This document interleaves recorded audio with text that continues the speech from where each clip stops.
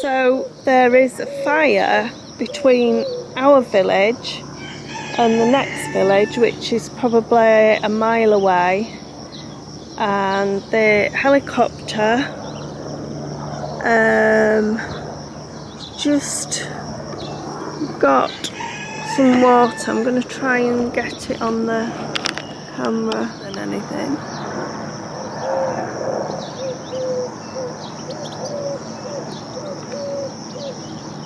It is a real problem here in Portugal. Fires, they seem to spring up from nowhere, and it only takes like a change in direction and you can find yourself in a real situation.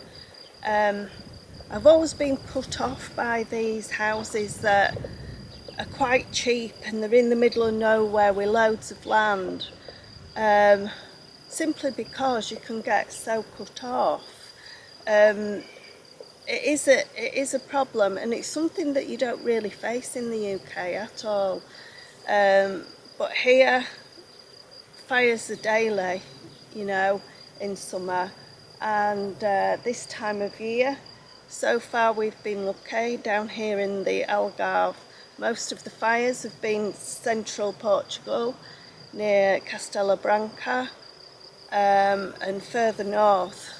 But yeah, we had a fire yesterday which was down near Ferreiras, and the day before it was a mile down the road to us. So just brings home, you know, that you have to clear your land. We're quite lucky because Abe likes to go over the land with his tractor, but not everywhere we can because it's so stony in parts of the land. But we are lucky in the respect that we are surrounded by orange trees. So I think if anything did start to catch light, I'm sure that the farmers would put on the irrigation systems. I know we would, but something to bear in mind, especially if you're thinking of buying a property out here. Is it safe? Would I be able to get away quickly in case of a fire? Or if you do want one of them properties, could I make it safe and have all the land cleared back? I was talking to a couple of friends of ours yesterday. We went out for a couple of drinks and a meal with them, and they said that they didn't want anything over an acre of land, because it's like when you're getting to 50 and 60, 10 years down the line, you're either 60 or 70, and do you really want to be clearing, you know, land? We're really lucky here because the land here is flat, and not all properties have got flat land here. You know, we have got so many mountainous, hilly regions here in the Algarve. Something to bear in mind, isn't it? You know, when you're thinking 10 years down the road, you know, you'll be 70 and clearing this harsh grass and the weeds and everything. It's easy with a tractor. I remember the first year that we came here, Abe didn't have the tractor and he had to do it all by strimmer, and it literally took him a week. And Abe's fit and healthy, you know. Thank goodness for Tracy the tractor. Yeah, life is good having a little tractor, I must admit.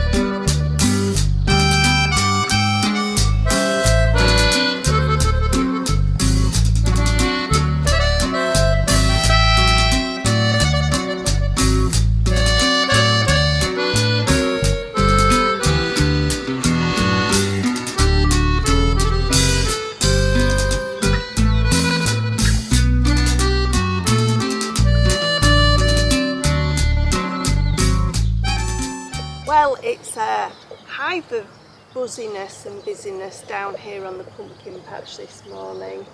The bees certainly like the pumpkin flowers a lot more than the melon flowers for some reason.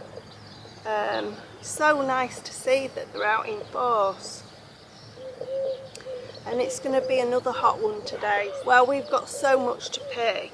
The birds are getting our figs at the moment, so I've got to pick the figs and dry them. I've noticed that if you actually pick the figs, they only sort of like keep fresh for a day or so, so I like them straight off the tree. But we have got so much that we need to pick.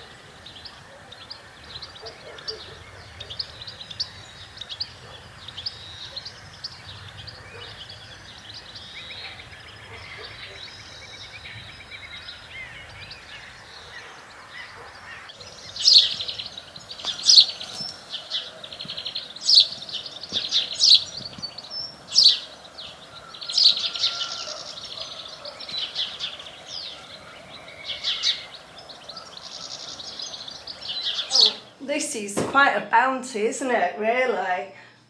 We've got butternut squash, we've got tomatoes, we've got figs, an aubergine, some cucumber, some basil, mint, pepper, and I've actually got some almonds as well off the tray because they're ready.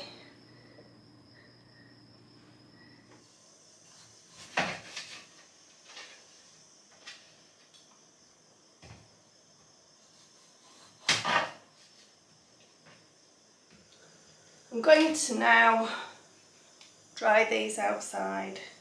So what I'm going to do, I'm going to roast this aubergine in the air fryer, and I'm going to do some garlic with it, so it'll be roasted garlic, roasted aubergine, and I'm going to make it into a dip, and Nabe's not even going to know it's aubergine. So I've got my butternut squash in there with some garlic and rosemary. I'm going to drizzle some olive oil on it and then pop that in the air fryer with the eggplant, aubergine, and have that for lunch. Sorry, it's the air fryer that you can hear.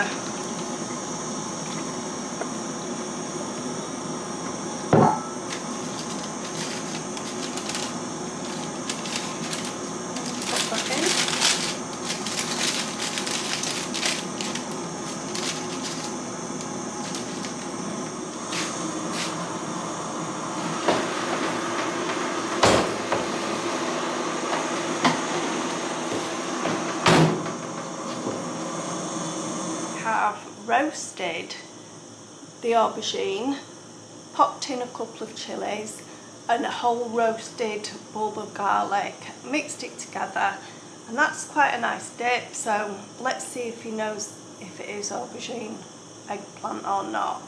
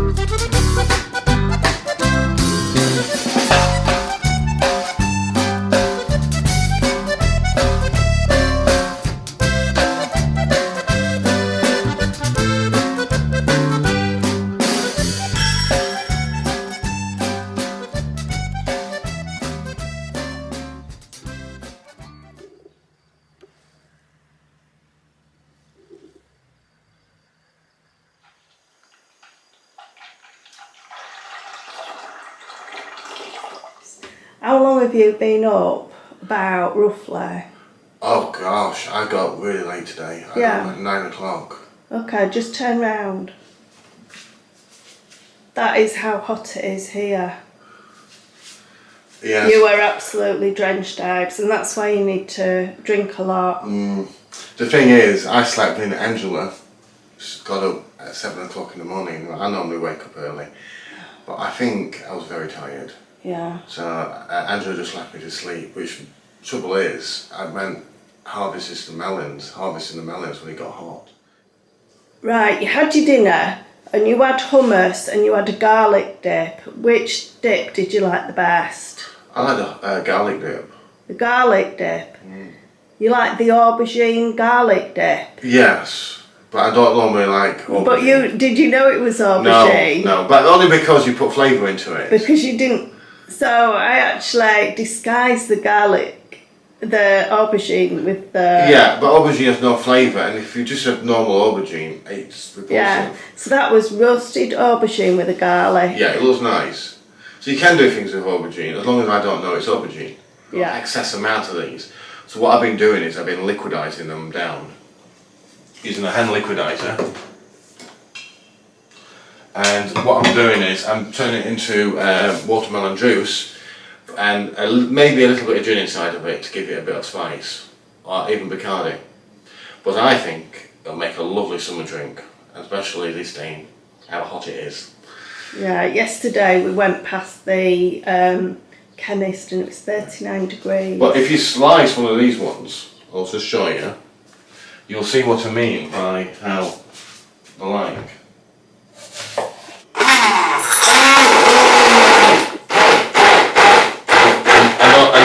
You're missing this, of course. Let me pull it out, and you get loads and loads of water out of it. And it's only a little tiny one, so you imagine how much you get out of a big watermelon.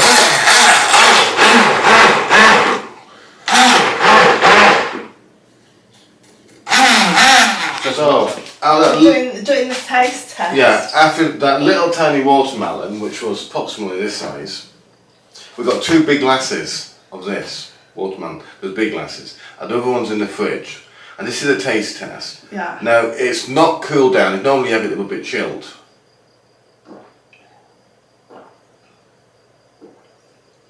Yeah, that's nice. And this is a special one I made just for anyone who I drink it. And I added a bit. Oh, that's nice. I put a bit of Snow Dog dry gin. I didn't actually think I liked gin, you know. But it is nice with... It's lovely. I tell you. I didn't even think I liked gin. But if you mix gin with watermelon, the drink is absolutely spot on. That's lovely, Ibs. And you only put a little bit of gin inside of it. Well, that's your English, of course, and you put half a bottle in. Yeah, that's really nice. Well done. So you like it? Yeah, I love that. I did try it with Jack Daniel's honey. It's not quite as nice. That's lovely. Well, we've still got some melons to get rid of, haven't we? Or drink them with gin. I don't know, I think the latter one sounds better. It was just me. Okay, if you try this one, I don't know if you like this one, but I put the very smallest little bit of Jack Daniel's in it. But I think gin's better.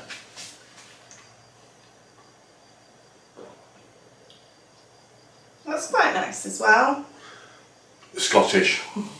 Anything with alcohol will do. But I do prefer the gin. Did tell you about the gin and watermelon, didn't I? Yeah. Can't go wrong with it. Lovely. So I was woken up this morning nice and early with a large spider crawling across my arm. So before I burn the house down, I'm going to try and find it with this fishing net. So have a lovely Sunday, and I hope I get this out today, and we'll see you next time.